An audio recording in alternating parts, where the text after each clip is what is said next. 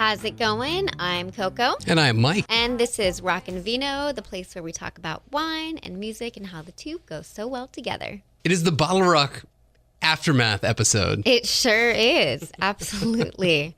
Yeah, we are fresh from resting from our extravaganza and adventure out at BottleRock in Napa this weekend. I've never 3-day festivaled. Oh. And that was hard work. Like, I can't imagine people, like, we get the, like, cush media, like, not fancy digs, but the air conditioning. Air conditioning, water. I can't imagine going to a music festival and festivaling for 3 days. I'd be exhausted. Oh, my gosh. Seriously, I give major props to everybody that was there, just kind of festivaling, as you say. Yes, you should get a badge for that. Or seriously. A button. Well, I guess they get that wristband. I mean, that's forever. This is true. That's true. It was a cool festival. I mean, we were there Friday, Saturday, Sunday, checking everything out. Some of my personal highlights. Well, the cool thing when you first walked in to BottleRock, I mean, I think the layout was really great. So you first walk in, there's this really cool, it looks like a hot air balloon type of structure thing. And then the merch table was right there where you could buy all of your cool BottleRock merch. You know, if you forgot a hat, if you needed a t-shirt, whatever, it was right there, super easy. They had, I want to say it was like a bourbon bar, and then you walked in, there were stages, everything, you know, kind of all right there. Very cool. At the end of day one, so at the end of Friday, I made it a choice to go to the merch table to get my poster because I collect rock posters. So I went and I got my poster at the end of the day. I highly recommend doing that. And if you like posters as well, take note, it is best to do it at the end of the day because you have to pay an extra $5 for the tube to carry it. So Otherwise, the poster's not surviving. Exactly. But yeah, we saw some really great performances at the BottleRock Fest. Some of my personal highlights was Alice Martin. I absolutely loved her. I thought she was amazing, and I was waiting for forever to see her. I've loved her since No Roots, and then we actually just heard in their intro her newest single, Lash Out. And she actually played twice. She played on the Jam Cellar stage and on the Jam Pad acoustically. So that was really nice. I split my favorite acts into two. There's the people that I sort of knew I was going to like. Yes. The ones that I know going. I mean, I loved Muse. I know Muse, though. I mean, I've seen True. Muse. You know going in what you're going to see. So, I mean, I love Muse. I love Bleachers. Bleachers were amazing. Yeah. Just getting everyone into the show and everything. But then there's also the ones that I had no idea going in that I was going to love. And a couple finds. Saturday, soul singer named Jacob Banks. It's this sort of retro soul singer from England.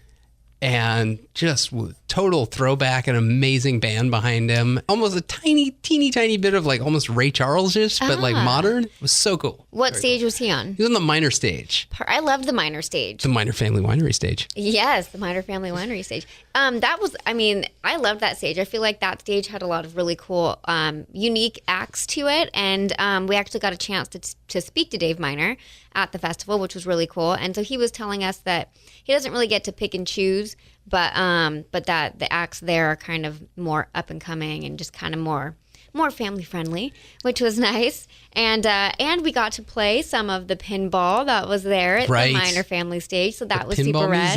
Pinball Museum. And it was a big hit, he said. So I hope that he brings that back next year. Right. A lot of different kind of genres on that one. You got some funk and some soul and blues and Americana, just kind of all over the place on that stage. Yeah, and they also had the Silverado Pickups, who also play at BottleRock every year. And actually, so the Silverado Pickups, I didn't realize, are actually a bunch of winery owners that have a band. So that's rad. What more fitting place for them to play? Then BottleRock. Exactly.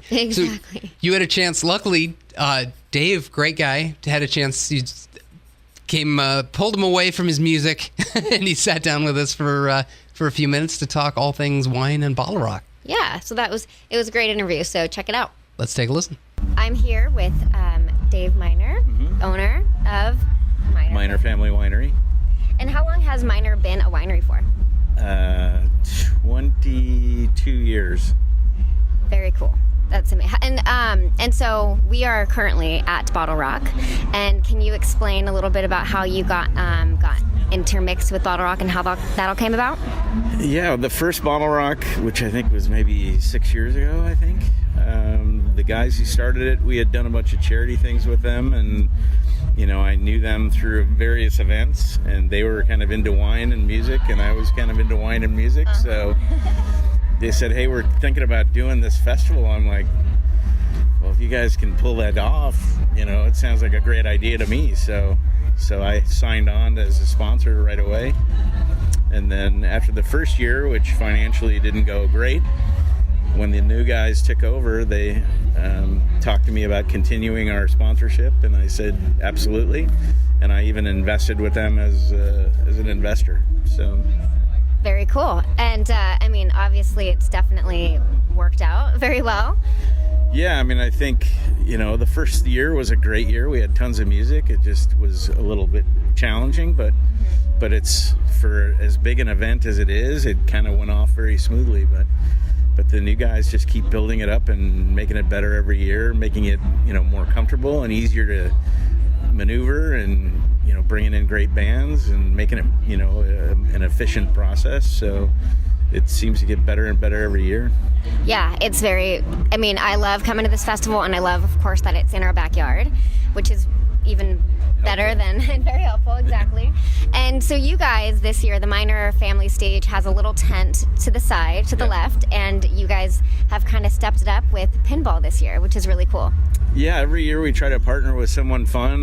One year we did kind of the poster art from the 60s and 70s, and they had a big display. But this year we partnered with the Pinball Museum, and they brought some of their older pinball machines, and everybody can just come in and play and have a good time. It's been a big hit.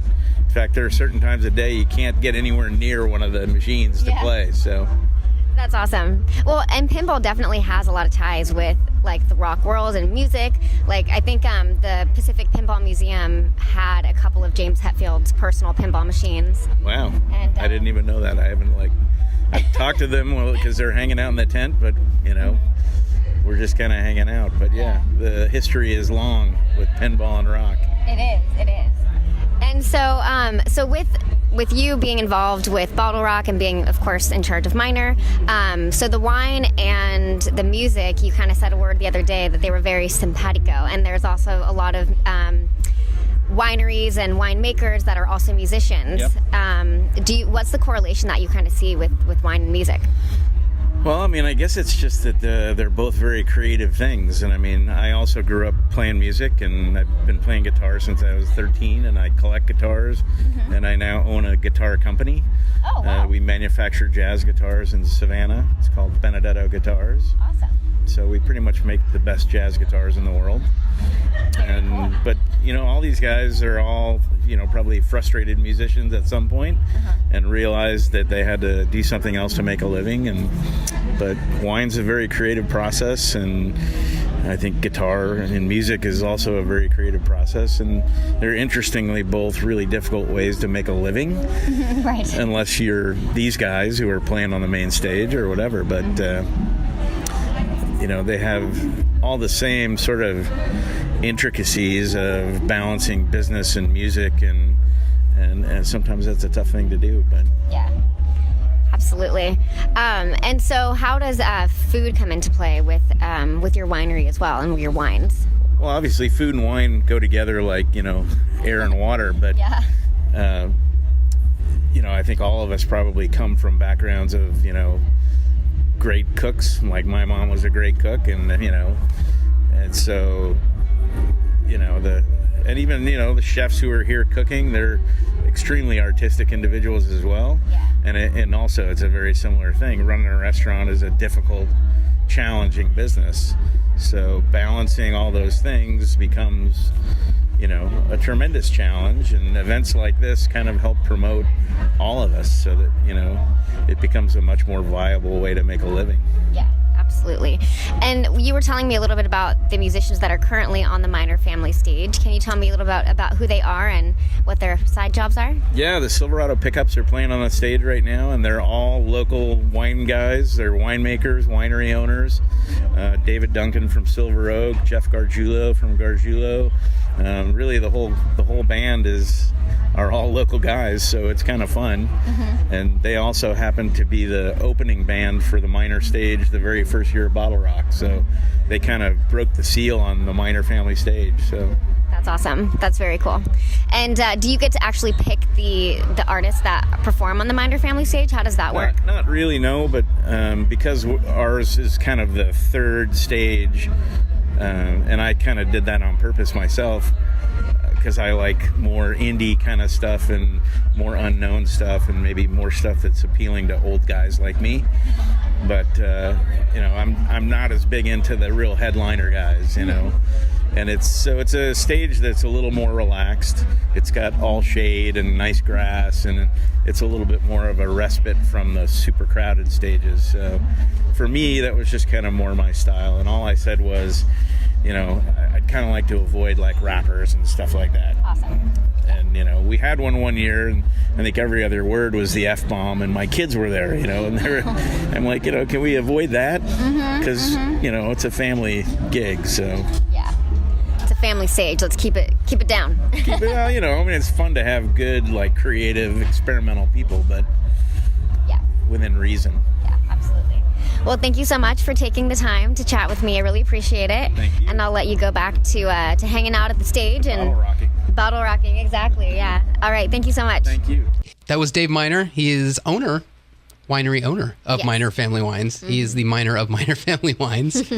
Like you kind of said in the open, I think with BottleRock, if you've gone multiple years, you sort of know what to expect. I mean, there's no mass changes year over year. I mean, Right. you know the stages are pretty much the same layout. The new lawn edition was very nice, not kicking up dust everywhere. That's That's my always favorite. good. Yes, love the lawn. But yeah, they just find ways to mix in little tiny changes year over year that you go, that's pretty cool. I wouldn't have thought of that. That's neat. Exactly. Like with the wineries this year, I could be wrong, but it felt slightly different to where sort of each winery got space to do its own. Well, along with the pinball, each winery got space to do its own sort of thematic kind of Yeah. fun thing. And then the sales were over on the side, so there was the area where kind of the fun happened, and then if you wanted to try out the wines, it was sort of in a booth next to it. So Right. I don't know, everyone kind of had space to do their own thing. It was pretty neat. Yeah, I think that they have done that every year, where each winery kind of has like their themed cabanas, as you will, Right. and which is really fun because it lets the wineries show their personality and like their vibe, which is kind of cool. And then, but what I do think was new this year with regards to the wine is that an actual wine little village, and that was kind of right That's by right. the spa. We almost missed the wine village. We almost missed it. Caught it on Yeah. Sunday. But that was kind of cool because then you had access to all these different wines in one spot, and it was right by the spa. So hey, go get some wine and then go into the spa and get a little treatment. So that was smart. Yeah, it's Smart placement. Yeah, but really like sort of a comfortable place to just kind of sit and people watch, and you could sort of see different stages from there and Eat your burrito. Eat your burrito. Yes, exactly. There's no better place to eat the burrito than the wine village. Exactly. The other artist I have to shoot out.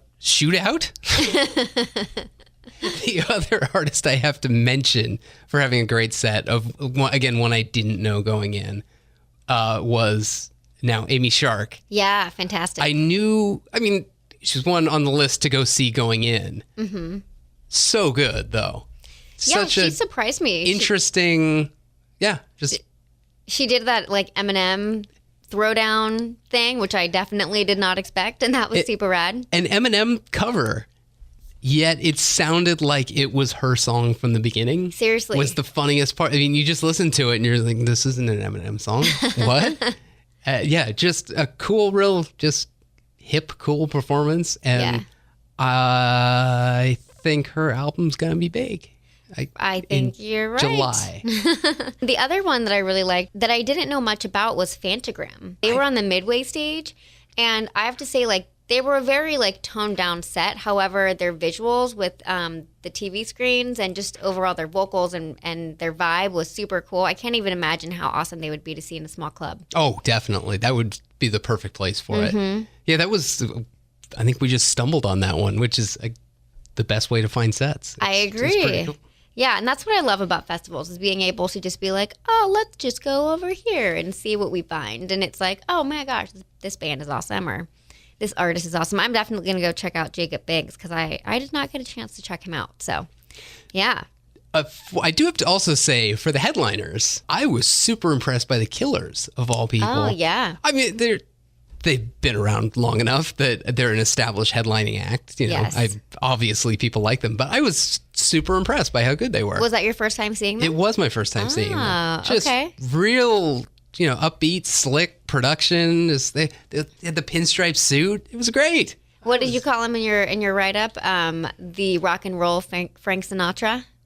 I may have done that. I think you did. And I was like, that is kind of a perfect description of Brandon Flowers. It's yeah. exactly what it felt like. Just super suave and smooth, but on this huge festival stage. It was. He is it was from pretty Vegas. Cool. This is true. It was very Vegas.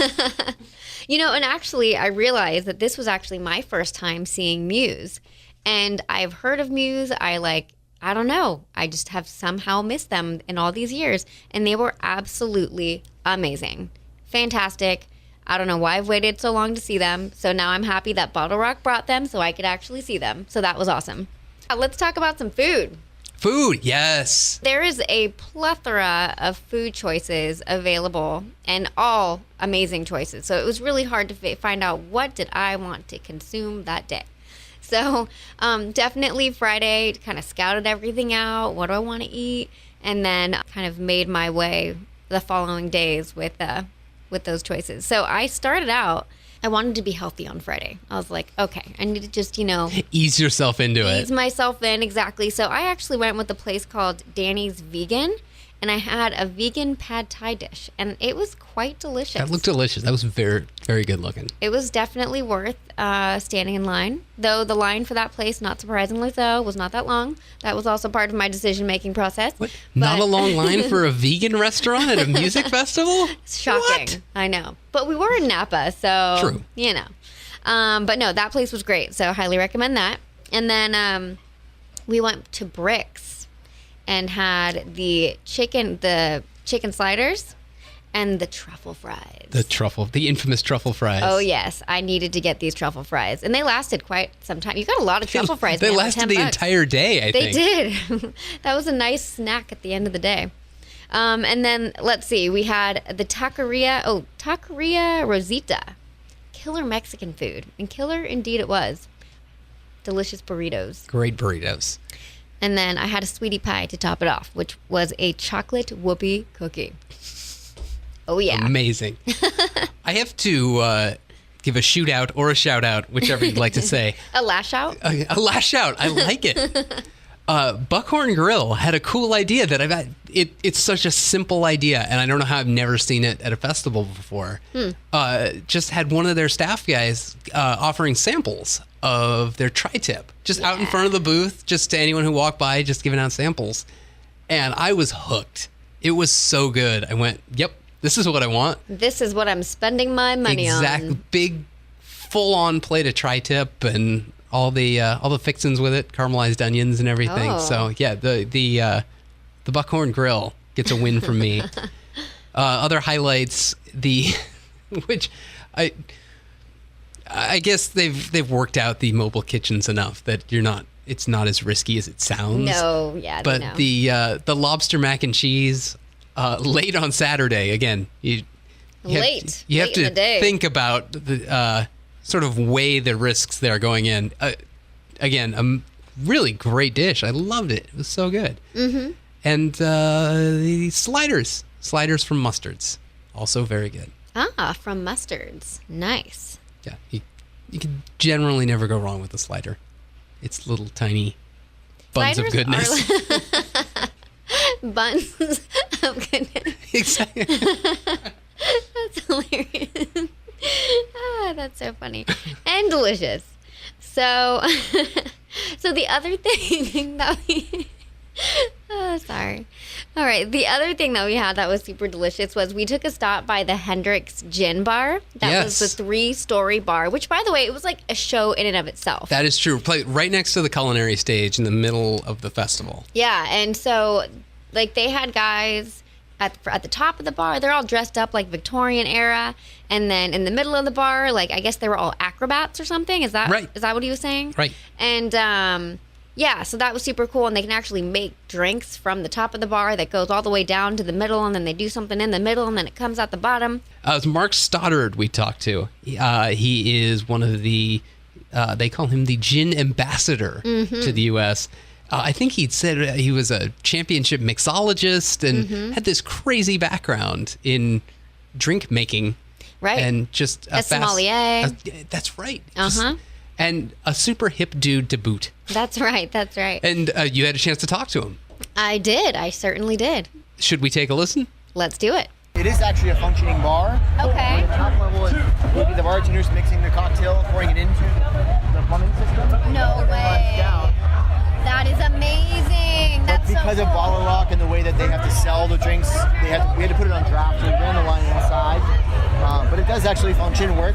The middle level is where that spigot opens up, and you would get basically like a garden sprayer when you flame chartreuse, like a makeshift flamethrower that you burn chartreuse, toast the cocktails, it comes through, hits the open air. And then the Where bottom would you typically have this bar at? We would only set up for special events like this, big cocktail conventions. This is the big one in California we've ever done. Okay. We tested it out in Austin for the wine earlier this year. And we're going to bring it down to Cebu and San Diego Del Mar in September. My best friend's godmother, she is 90 years old, and her Hendrix is her go-to drink. She absolutely loves it. And I noticed when I was in Barbados at the airport, and they had a Hendrix book. It was like a cocktail book, and there was like volume 1, volume 2. The cocktail compendium. Yeah. So what is inside of that book? So it's something that I've contributed to in the past for each different volume. I think we're at volume 4 now. But all it is a lot of really unique Hendrix gin recipes from all over the world. So an amazing world-class bartender from Shanghai. We have a really amazing Hendrix cocktail that they feature at their bar. We'll feature it in the cocktail compendium. And a new volume will come out each year. Now, the new volumes, how can you acquire those? They are only typically given away at events, at Hendrix events. I see. Very Or we're cool. taken into the world, the world's best cocktail bars in a given city. We'll stop by and gift them. But we're due for a new release. It's been over 2 years since we released one. Oh, okay. Yeah. I thought that was so cool, and it looked so the aesthetics of the book itself were just so amazing. But we kind of transferred a lot of those actual recipes onto our cocktail vault at hendrixgin.com. It's where you can find those drinks. In addition to more recent ones, we keep adding to the repertoire each year. That's So we're amazing. always soliciting and getting great recipes from amazing bartenders and mixologists from all over the world. From Sydney, Australia to I got some amazing recipes from Juneau, Alaska. These guys who are doing amazing cocktails in Alaska. I was blown away. Yeah. You saw them, if you met them, you would have thought they were from like Brooklyn, New York, or like Nashville, like super trendy mixologist-looking guys. They're like, no, we have a cocktail bar up in Juneau, Alaska. That's awesome. It's amazing. I can't wait to come visit. So, gin, what is gin made? Oh, sorry. What is gin made from? So legally, in order to call something gin, it must contain and taste primarily of juniper berries. Is the primary legally required ingredient. But besides juniper berries, you can use any other types of botanicals. Botanicals are just flowers, they're fruits, they're seeds, and they're roots. Hendrix has 11 botanicals that range from citrus like lemon peel and orange peel, spices like coriander, caraway seed, flowers like elderflower, yarrow flower, and chamomile flowers. And then you've got a wide variety of some roots, orris root, angelica root, 11 total. And then we add, after we distill on 2 different types of stills, creating a very dynamic flavor profile. Yeah. Cucumber essence and then rose petal essence, because they have to be done separately. They're very fragile. Roses and cucumbers don't like heat.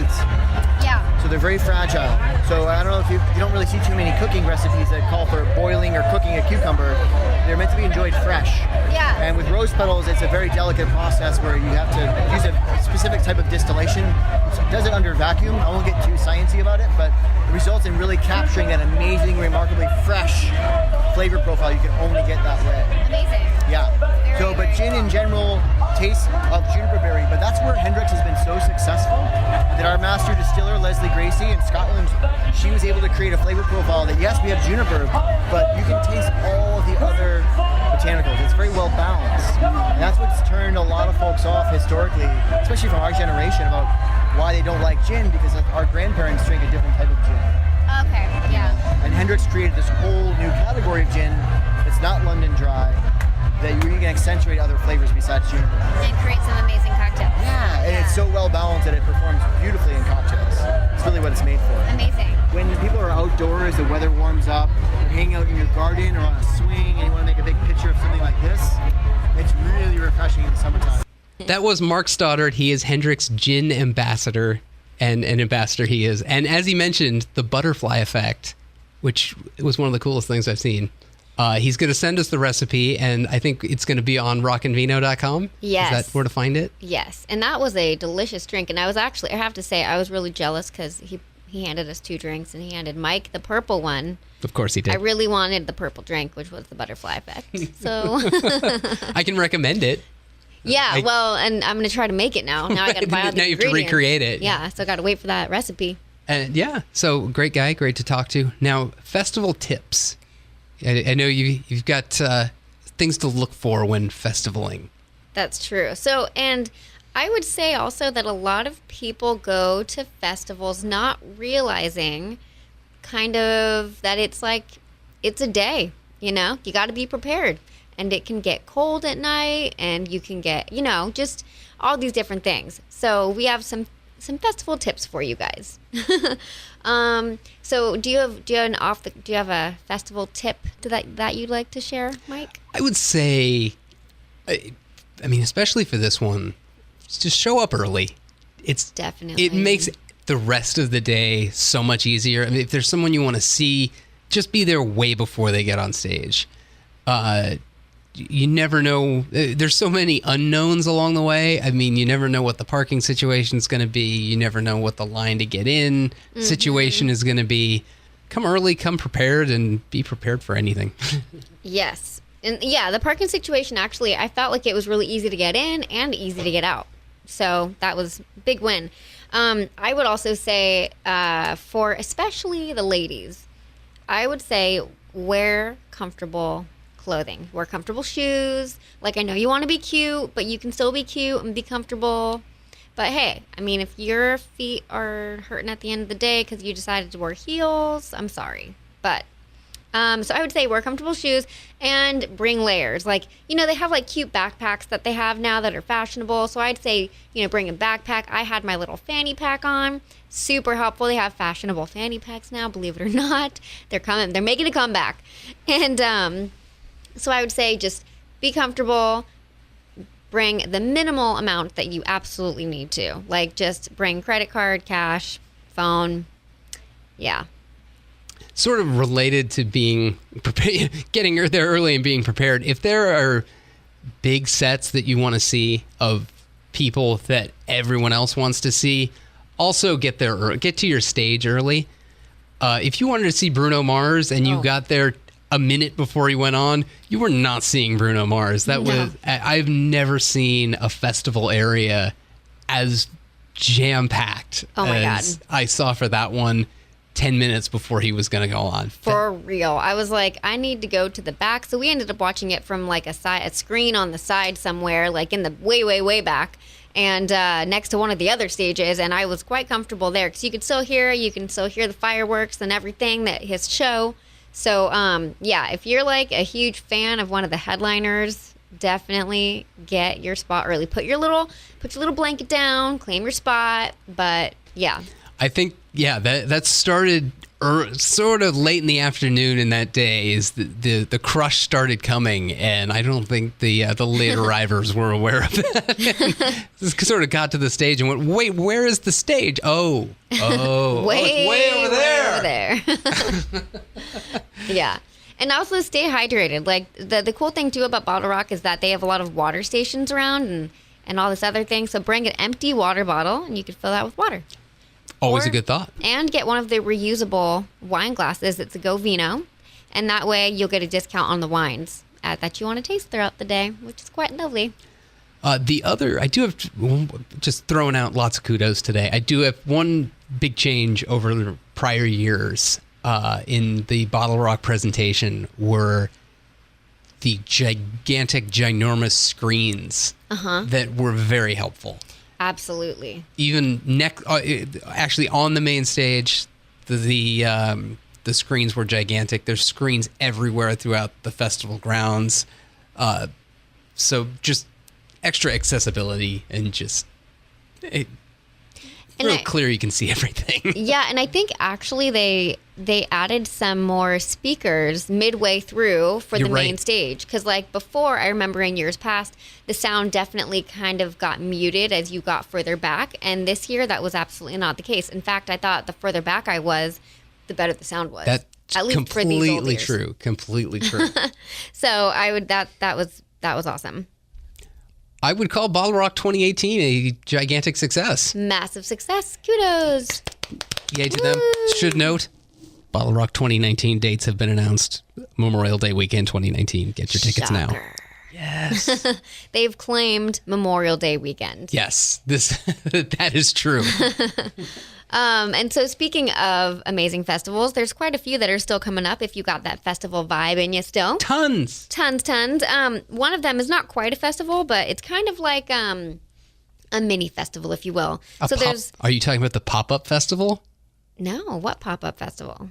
I think they're calling it a pop-up festival. I'm just using their words. Oh, really? Yes. Oh, well, I think the whole vibe at SOMO in general is kind of like a pop-up festival vibe, which is really cool. But yeah, they're having their Rock and Wine concert there, and that is going to be with Dawkin and Y&T.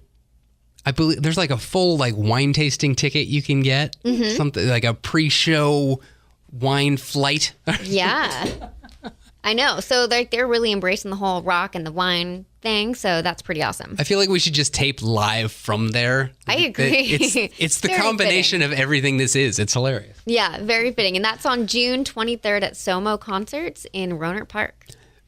For people who don't know what SOMO Concerts is, it sounds very odd to describe, but it's sort of in the middle of an industrial. Is it an industrial park? Is that what you call? I guess you would call it that. Just in the middle of 4 gigantic buildings in a little cementy, grassy area. They turn it into a festival ground, and it works. Yeah, they have like artists show their work, and they have like little food vendors, and so it literally is like a mini compact festival. Definitely, super cool. My favorite part is once the sun goes down and it gets real dark out there, and they have the lights on. It feels like you're at a festival. You have no idea of what's around you. It has a cool vibe to it. It does. It's new and different. And they're really bringing some awesome acts this year. Like they got Social D coming next week, and Toots and the Mayalls coming in July. Steel Pulse, the Psychedelic Furs, and X. That's pretty cool. So lots of really awesome bands that are coming this year. So that a lot of people are super excited for a lot of those shows. And then, of course, there's Outside Lands in San Francisco in August. You can't talk festivals and ignore Outside Lands. No. That's the biggie. It is. They're bringing Janet Jackson this year. Janet Jackson, Florence and the Machine, and The Weeknd. The Weeknd. Yeah. Do you know that I don't like The Weeknd? Is that why you pointed at me? I didn't know. I'm not a fan. Really? No, man. Not a fan. So if The Weeknd and the Chainsmokers went on the tour, you would not be at the show. No. I feel like The Weeknd is like, I don't know, like he's like a wannabe Michael Jackson and Prince. It's like, no, dude, sorry. And like his funny hair, just that he would get noticed. I don't know. This is true. I am just not a fan. I don't like him. I don't like his music. Not into it. We'll scratch you off for that day of the festival. But I like Janet and I like Flo. Interesting lineup. Should be a fun. Again, they always deliver, so it should be a fun show there. And they also have amazing food, and they have their wine village as well, where they literally have a whole area that's just dedicated to wine. So that would be my heaven right there. So I'll just go right in there, listening to some music and drinking wine. So excited for Outside Lands in August, and then also. The guys of BottleRock are bringing the Sonoma Harvest Festival back to Beer Cone Winery in September, which is the first time that Beer Cone is going to be featuring music in about 3 years. So that's very exciting. Yeah, great to have that festival back. And another of their festivals that sold out in like a day. Oh, yeah. if you're trying to go, sorry. People want the music and they want the wine. Exactly. We're getting it delivered to them.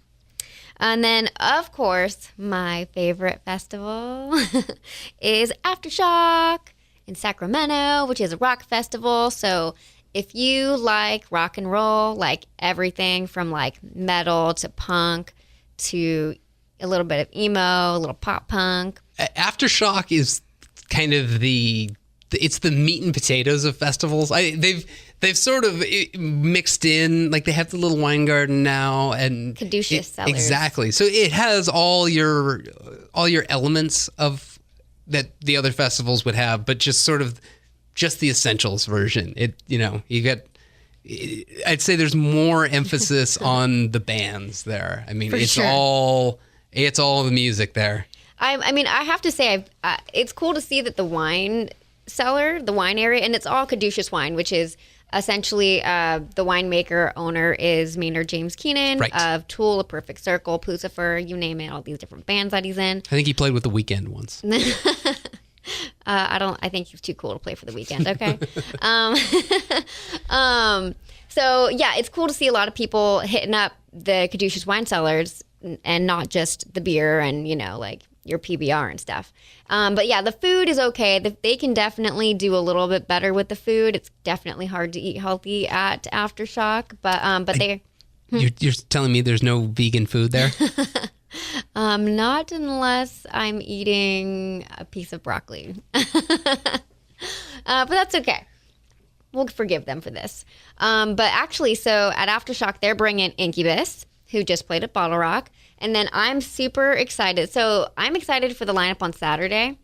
Shinedown, Seven Dust, love Seven Dust so much. Who else is playing Saturday? Lots of good bands. And then on Sunday, I am super duper stoked. Actually, Sunday's a pretty legit lineup. So I'm super stoked for the newbies, the Fever 333. Right. You just turned me on to them. I did. I played them for you in the car the other day. And, of course, the return of System of a Down. I'm not quite sure how they pulled that off. Like, it's a fairly newsworthy show. That I think System of a Down's playing like 3 dates this year, and Aftershock is one of them. For sure. Well, it is like one of the festivals to be at, for sure. That's true. It's come a long way in this time. And if you go to any rock concert, System of a Down is the quintessential get the crowd riled up jam. Like there's 3 System of a Down songs where if you play any of those, they are like Aerials, Sugar. I mean, if you play those songs, instant reaction. Like everybody's into it and they're like ready. I love it. So cool. Should mention, because I am going to assume the crowd overlap is nothing.